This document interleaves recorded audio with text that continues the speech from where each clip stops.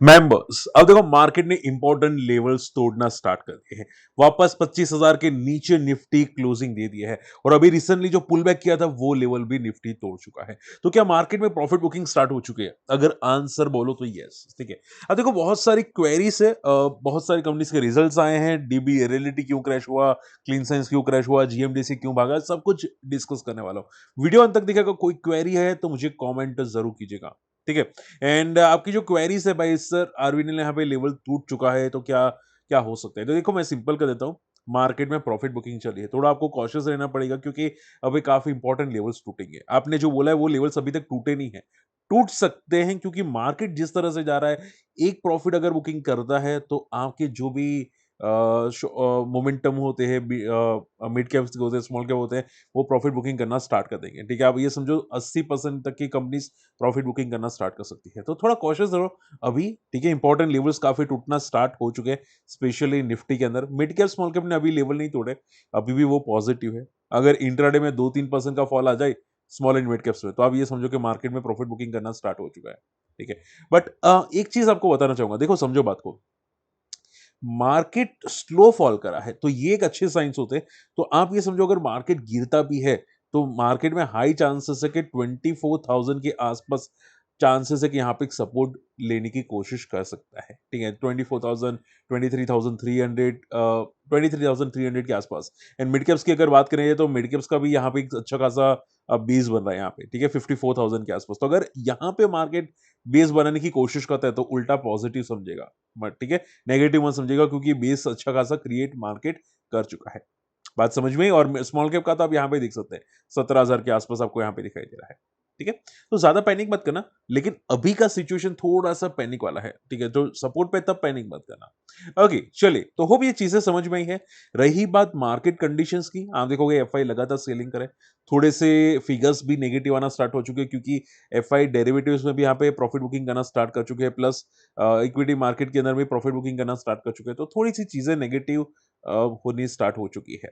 इसके अलावा मार्केट में फॉल का सबसे बड़ा मेन रीजन माना जा रहा है कि एक्सिस बैंक के रिजल्ट्स, क्योंकि बैंक्स इसकी वजह से रिजल्ट नेगेटिव पेश कर सकते हैं, काफी बैंक्स के रिजल्ट वीक आ सकते हैं।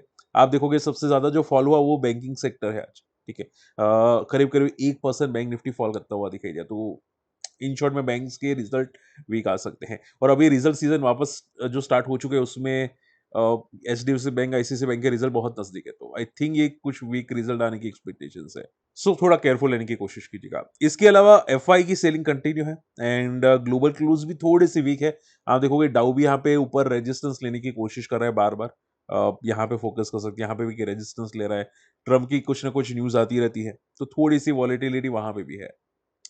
ओके, अब देखो अगर कंपनी के वाइज बात करें यहाँ पे तो मदरसन सुमिया आज क्रैश होता हुआ दिखाई दिया, लेकिन वो क्रैश नहीं था, बोनस था। ठीक है, बोनस के शेयर्स आपके अकाउंट में बहुत जल्द लिस्ट हो जाएंगे। ठीक है, तो चीजें अच्छी है कि भाई मदरसन बोनस प्रोवाइड करता हुआ दिखाई दिया है, तो ज्यादा पैनिक सिचुएशन मत कीजिएगा।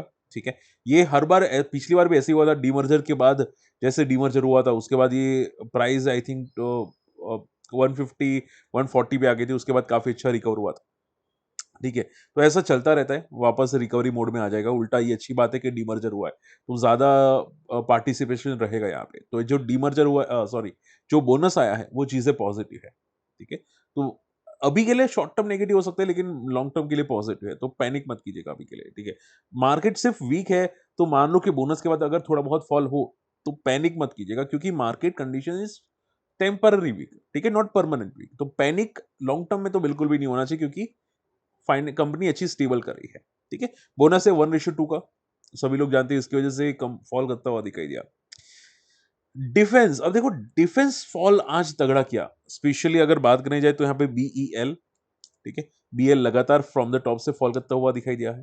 ठीक है, एंड एचएएल वो भी फॉल करता हुआ दिखाई दिया। कुछ कुछ डिफेंस के अदर कंपनीज भी लाइक बीडीएल, डेटा पैटर्न्स, वो भी थोड़े बहुत फॉल करते हुए दिखाई दिए। तो देखो मार्केट में डिफेंस में प्रॉफिट बुकिंग चल रही है, स्पेशली जितने भी जो ज्यादा भागे हैं, लाइक जीआरएससी तो पहले ही मैं बता चुका हूँ। जिस दिन फॉल हुआ था उसके नेक्स्ट दिन से मैंने बताया था कि अब ये प्रॉफिट बुकिंग मोड में जा सकता है। ठीक है, क्योंकि वही डेटा बता रहा है, डेटा वही बता रहा है।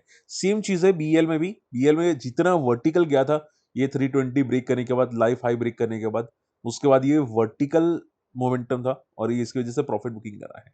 थोड़ा कॉशियस रहने की जरूरत है क्योंकि प्रॉफिट बुकिंग एक्सपेक्टेड थी।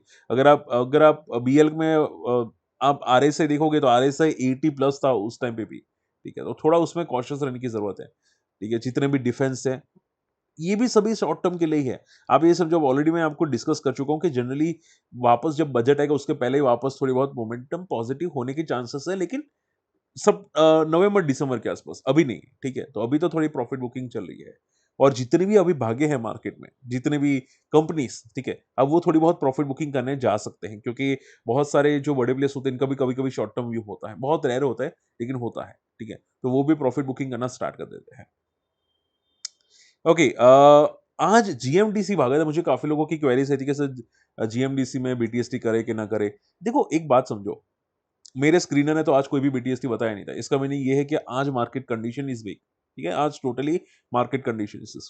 मिड कैप का जो इंडेक्स है उसमें ज्यादातर आज नेगेटिव थे, तो ये क्लियर था कि भाई आज मार्केट इज वीक। अब रेयरली कोई मोमेंटम करता है तो उसको पीछे पीछे भागना थोड़ा डिफिकल्ट होता है, रिस्की होता है कि भाई मान लो मंडे को गैप डाउन ओपन हो गया तो, ठीक है। ऐसा आज इक्सिगो में हुआ था, अगर आप लोगों को याद है तो इक्सिगो का आज कल 20% की सर्किट लगी थी, आज 1% गैप डाउन था, देन 4 से 5% गिरा एंड देन रिकवर, ठीक है। रिकवर भी वैसे बहुत रेयर होता है, बाकी रिकवर होते भी नहीं है, ठीक है। तो बहुत ही केयरफुल लेना पड़ता है। और एक बात याद रखो, देखो ध्यान से सुनो, बहुत सारे लोग मुझे पूछते हैं कि सर मुझे समझ में नहीं आता, ध्यान से सुनो इंपॉर्टेंट है, मुझे समझ में नहीं आता कि मान लो डेली चार्ट में स्टॉक सर्किट मारता है 20% की, ठीक है, लाइक इक्सिगो वक्सिगो जो भी है, ठीक है। अब मान लो कि हमको पता कैसे रहेगा कि ये फॉल करने ही वाला है नेक्स्ट डे को, ये पता कैसे रहेगा, ठीक है, ताकि हम लोग इजिली निकल सके, ठीक है। तो आप ये समझो जब भी अगर कोई स्टॉक 20% की सर्किट में आता है, ठीक है, तो इवन स्मॉल कैप हो इवन मिड कैप हो, नेक्स्ट डे को कंपलसरी उसको गैप अप ही ओपन होना चाहिए, कंपलसरी। भले 1% हो 2% हो 3% हो कितना भी हो, लेकिन कम से कम 1% से लेकर ज्यादा ओपन ओपन होना चाहिए, गैप अप ओपन होना चाहिए। अगर ऐसा नहीं करता है तो आप ये समझो वो प्रॉफिट बुकिंग करने जा सकते हैं इंट्राडे में, और हो सकते हैं 4-5%, 6%, 7% तक भी प्रॉफिट बुकिंग वो कर ले, ठीक है। तो मैं बहुत केयरफुल रहता हूं। आप देखोगे इक्सी को आज 1% गैप डाउन ओपन हुआ, जैसे ही गैप डाउन ओपन हुआ 1% में समझ गया कि भाई ये टूटने वाला है, ये पिटाई करने वाला है। अब कितनी पिटाई करेगा वो मुझे अंदाजा नहीं था, लेकिन पक्का था कि बड़ा पिटेगा, ठीक है। तो मैं तुरंत ही मैं निकल गया, ठीक है, एज अ डिस्क्लेमर मैं तुरंत निकल गया। तो हमेशा मेरा लॉजिक माइंड में सेट होता है कि भाई अगर ओपन होना है तो गैप अप ही ओपन होगा, अगर वो स्टेबल ओपन हुआ या गैप डाउन ओपन हुआ तो गया, तो पक्की बात है गया, ठीक है। तो ये बात, ये लॉजिक्स आपको कोई नहीं बताएगा, मैं बताता हूँ, थोड़ा सीखिएगा, आपके काम आ सकता है, ठीक है। फिर ऐसा मत सोचिएगा। और इक्सी को जैसे बहुत रेयर रिकवर करते हैं, जनरली रिकवर होते भी नहीं है। आप जेपी पावर को देख सकते हैं, ठीक है, तो वो रिकवर होते भी नहीं है। तो ऐसी चीजें भी आपको ध्यान में रखनी चाहिए, ओके।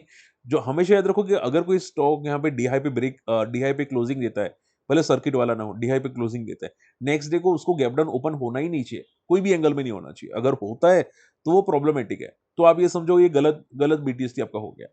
बात समझ में आई? तो ये चीजें, ये लॉजिक्स, ये याद रखेगा क्योंकि कोई पप्पा नहीं बताएगा, ठीक है। रही बात जीएमडीसी की, तो जीएमडीसी में आप ये समझो कि पीएमओ को आज मीटिंग है, ठीक है, रेयर अर्थ मिनरल्स की, ओके, कि भाई यहाँ पे क्या करने वाला है, क्या होने वाला है। इसमें सबसे ज्यादा बेनिफिट जो हो सकता है, ठीक है, वो जीएमडीसी को हो सकता है, क्योंकि यहाँ पे आप देखोगे इनका ही मेनली कामकाज है, यहाँ पे रेयर अर्थ मिनरल्स का जो भी काम है वो इनका रिलेटेड है, ठीक है। और उसकी वजह से ये भागता हुआ दिखाई दिया है, ठीक है। तो मीटिंग आप ये समझो ये न्यूज से पहले भागता हुआ दिखाई दिया है।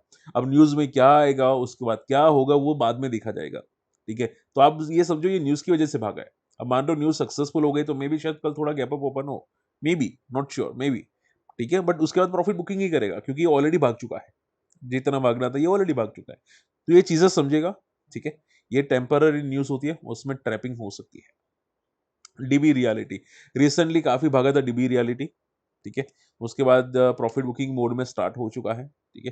तो कॉशियस रहना पड़ता है सभी चीजों में। मार्केट में अभी प्रॉफिट बुकिंग आनी स्टार्ट हो चुकी है, सोचो पूरा इंडेक्स पॉजिटिव लेकिन डीबी रियलिटी इज नेगेटिव, ठीक है। तो मार्केट में अभी थोड़ी थोड़ी प्रॉफिट बुकिंग आना स्टार्ट हो चुका है। आप अपने कोई भी फेवरेट देख लो, वो नेक्स्ट डे को पॉजिटिव रहेंगे भी नहीं, कल जो पॉजिटिव थे आज पॉजिटिव नहीं रहेंगे। तो मार्केट में एक अच्छी खासी प्रॉफिट बुकिंग स्टार्ट हो चुकी है, ठीक है। तो थोड़ा केयरफुल है ना अभी के लिए। एंड जो भी शॉर्ट टर्म का व्यू होता है बहुत ही केयरफुल है ना, क्वांटिटी सोच समझ के रखो वरना फंस सकते हैं। बाकी तो ठीक है, लॉन्ग टर्म में तो कोई पैनिक सिचुएशन नहीं है, ठीक है। इवन सभी कंपनी पॉजिटिव है जितनी भी है मार्केट के अंदर अच्छी क्वालिटी की। बट शॉर्ट टर्म में तो वीकनेस रहने की पॉसिबिलिटी मार्केट में दिखाई देती है, ठीक है। एंड आप ये समझो जब तक मार्केट 25,200 के ऊपर क्लोजिंग नहीं देता तब तक मार्केट नेगेटिव है। मिड कैप्स में अगर आपको प्रॉपर कंफर्मेशन चाहिए, ठीक है, तो आप ये समझो 58,000 के नीचे जाएगा तो ये प्रॉपर कंफर्मेशन मिड कैप्स भी आपको दे देगा, ठीक है। उसके बाद आप ये समझो 54,000 तक के चांसेस हो सकते हैं। और अगर 58 से 54 आया तो आप लोग समझ लो कि भाई मार्केट में कितनी प्रॉफिट बुकिंग आएगी पर स्टॉक में, ठीक है। एक स्टॉक में कितनी प्रॉफिट बुकिंग आएगी आप अंदाजा लगा लो, ठीक है। होप आज का वीडियो पसंद है, वीडियो शेयर कीजिएगा, चैनल सब्सक्राइब कीजिएगा। और बहुत जल्द मैं केस स्टडी ला रहा हूँ यहाँ पे बीसीजी की। बहुत सारे लोगों की क्वेरीज है कि सर बीसीजी में समझ में नहीं आ रहा, गैप अप ओपन हुआ क्यों क्रैश हो रहा है, समझ में नहीं आ रहा। तो वो सब कुछ केस स्टडी में लाऊंगा एज सुन एज पॉसिबल, ठीक है। चलिए मिलते हैं अगले वीडियो में, तब तक के लिए गुड बाय, जय हिंद।